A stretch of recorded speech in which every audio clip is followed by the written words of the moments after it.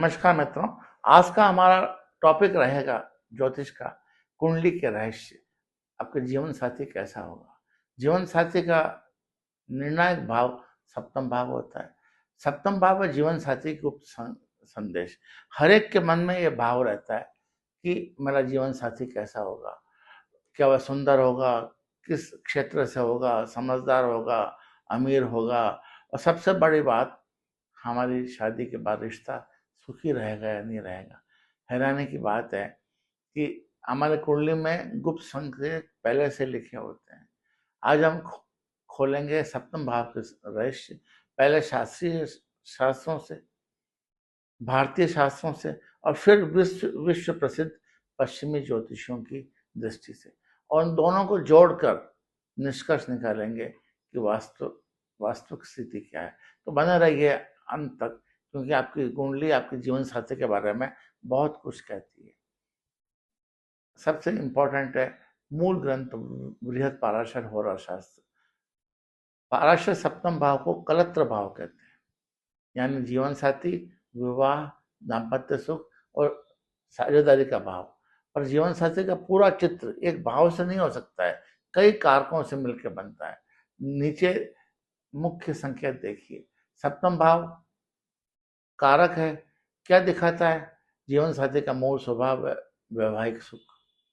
संकेत क्या मिलते हैं इसमें? साथी व ग्रह, साथी का रूप, स्वभाव, पृष्ठभूमि। सप्तमेश, सेवंथ लॉर्ड, क्या बताता है? साथी किस दिशा क्षेत्र से आएगा। संकेत क्या मिलते हैं? जिस भाव में बैठे हैं वहीं से जीवन साथी का सूत्र मिलता है। इसके लिए कारक ग्रह कौन से हैं? गुरु और शुक्र। शुक्र किसके लिए कारक होता है? पत्नी प्रेम के लिए, गुरु पति के लिए।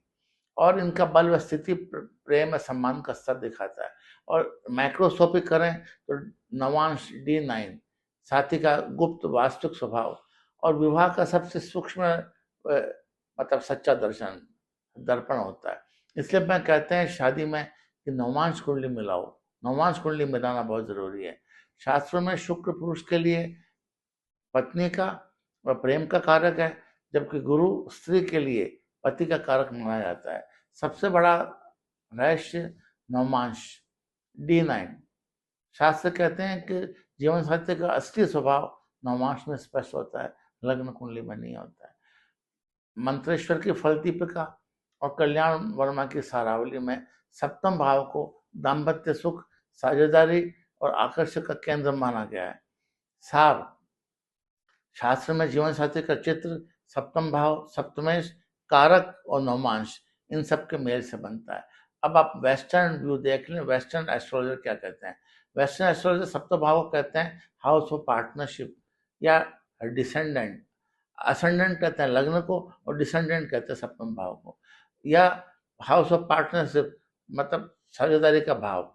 आधुनिक ज्योतिष के पितामह डैन रुडियार ने डिसेंडेंट को प्रिंसिपल ऑफ द अदर कहा है, जिसे हम स्वयं नहीं दूसरे में खोजते हैं।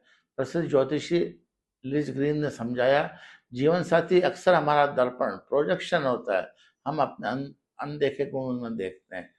स्टीवन फॉरेस्ट ने अपनी किताब इनर स्काई में सेवंथ हाउस को घनिष्ठता व समान साझेदारी की कला कहा है। और हॉवर्ड सेस्पोर्टस ने किताब 12th हाउसेस में दूसरे से मिलन का क्षेत्र बताया है, जहां हम स्वयं को पूर्ण करने के लिए साथी खोजते हैं। तो पश्चिम में भी, वेस्टर्न साइड में भी, वीनस शुक्र को प्रेम आकर्षण का मुख्य कारक है, और डिसेंडेंट पर किस राशि के बारे में ये इंगित करती है कि आपका आपका जीवन साथी कैसा होगा। सार क्या हुआ? पश्चिम भी सेवंथ हाउस और डिसेंडेंट को बताते हैं कि हम साथी में क्या खोजते हैं, क्या आकर्षित करते हैं। अब गौर कीजिए, दोनों परंपराएं अलग शब्दों में सत्य कह रही है, बात एक ही है। वैदिक ज्योतिष में मतलब कलत्र भाव जीवन साथी, पश्चिम में हाउस ऑफ पार्टनरशिप डिसेंडेंट, दोनों साथी विवाह का कारक है। वैदिक शुक्र प्रेम का कारक, पश्चिम में वीनस लव एंड अट्रैक्शन, दोनों में शुक्र प्रेम की धुरी है। वैदिक सप्तम राशि ग्रह साथी का स्वभाव, और पश्चिम में साइन ऑफ डिसेंडेंट साथी के गुण, दोनों साथी का चित्र राशि से पढ़ते हैं। वैदिक जीवन साथी का हमारा पूरक है और पश्चिमी ज्योतिष कहता है पार्टनर एज मिरर प्रोजेक्शन। दोनों मानते हैं कि साथी हमारा अधूरापन पूरा करता है। यही रहस्य है। जीवन कुंडली नाम नहीं बताती पर साथी का स्वभाव, दिशा और दर्पण जरूर दिखाती है। निष्कर्ष क्या हुआ? तो हम कुंडली सच में बता सकती है जीवन साथी कैसा है। सच ये है कि कुंडली आपके जीवन साथी का नाम नहीं, स्वभाव और उसको पूरक बताती है। सप्तम भाव, सप्तमेश, शुक्र, गुरु और नवमांश, ये चारों मिलकर साथी का स्वभाव, पृष्ठभूमि व दिशा बताते हैं। पर सबसे गहरा सत्य, जीवन साथी अक्सर वही होता है जो हमारे अधूरपन को पूरा करता है। इसके साथी हमारा दर्पण बन जाता है। इसलिए कुंडली देखकर डरिए मत, समझ लिए, क्योंकि यही समझ आपके सुखी विवाह की नींव है।